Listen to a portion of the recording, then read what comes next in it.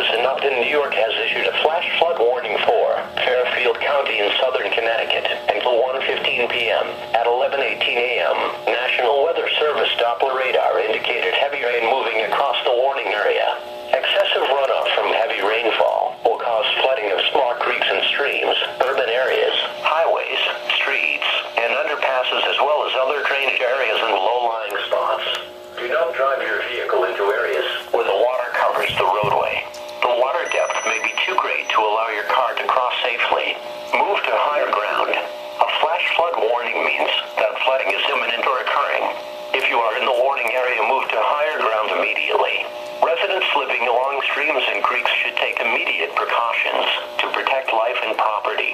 Do not attempt to cross swiftly flowing waters or waters of unknown depth by foot or by automobile. Repeating, a flash flood warning has been issued until 1:15 p.m. for the following county: Fairfield County, Connecticut.